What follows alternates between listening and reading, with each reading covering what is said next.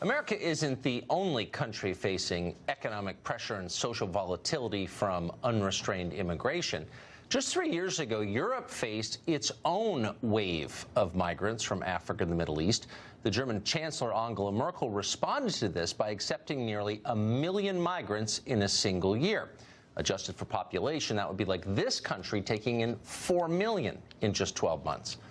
3 years after that, how has that decision affected Germany and Merkel's political career? Rick Grinnell is the current U.S. ambassador to Germany, and he joins us tonight. Ambassador, thanks very much for coming on. Of course. Thanks for having me, Tucker. So you're starting to see even figures on the left, John Kerry and Hillary Clinton most prominently, but others, rethinking the political fallout from Merkel's decision to do that in Germany. From where you sit, what was the effect of letting in those migrants? Well, first of all, let's talk about the political effect.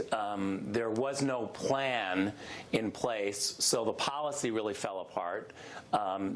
Chancellor Merkel and many in Germany had big hearts. They wanted to do something, but there wasn't a plan. And so even Chancellor Merkel now, all these years later, has agreed that there was no plan, and therefore the entire policy kind of fell apart because it wasn't implemented with hardcore security measures and follow-up. So from the political standpoint, next week, Chancellor Merkel is giving up her chairmanship of the party. There are 3 other people running, and the top issue, one of the top issues, is migration and her handling of migration. So politically, I would say that it really toppled her and has forced her now to give up the chairmanship of a party that she once ran with a very strong arm.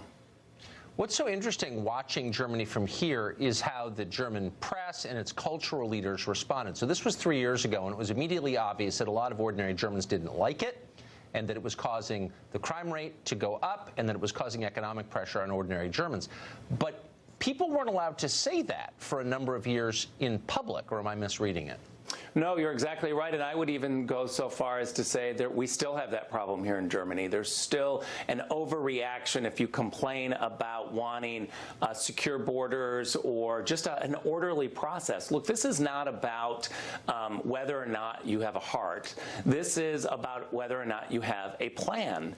And we in the United States know that 1 million people a year get U.S. citizenship. We are very generous. This is not about not wanting to have immigrants, and the whole idea that the left or some on the right even or the media are somehow mixing up legal immigration with illegal immigration is really an outrage. And those of us in public policy positions have to be able to push back and say, look, we're not talking about legal immigration. The United States is very generous. Germany has been very generous. This is about whether or not you have a plan, because not everyone is going to be able to come. And that's what you have to be able to say is we must prioritize. What is that number? Is it 1 million people in the United States? Is it 4 million people in Germany over a number of years? What is that number? Because whatever that number is, it's still going to be too low. You're still going to turn people away. So let's have an orderly process and figure out how to do legal immigration and do it the right way. Are people, I think that's what we need in the United States, is an honest adult conversation about what we can afford, what's good for our country, and what the next 100 years looks like demographically. We can't have that conversation here. Can Germans have it? Look, I think the United States is having a better conversation than the Germans, to be honest.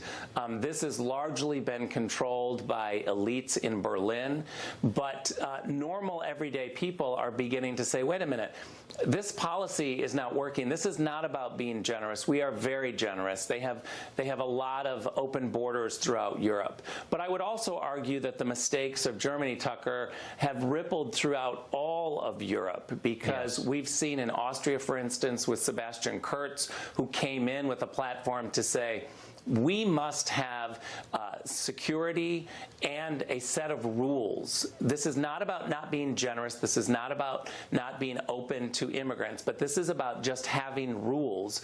And once he established the fact that he wanted rules, Sebastian Kurz won in a very big way and is now becoming very popular throughout Germany. Yes. So while some in the media in Germany will try to push this into saying, well, you're a radical far-right person, the reality is that normal everyday Germans and Europeans are clamoring for leaders who want to have safe and secure borders and an orderly process. Well, if they want to create radicals, they should keep lying to the population, because that's what they're going to get. Ambassador Grinnell, thank you very much. Great to see you tonight. Thanks, Tucker. Well, Stormy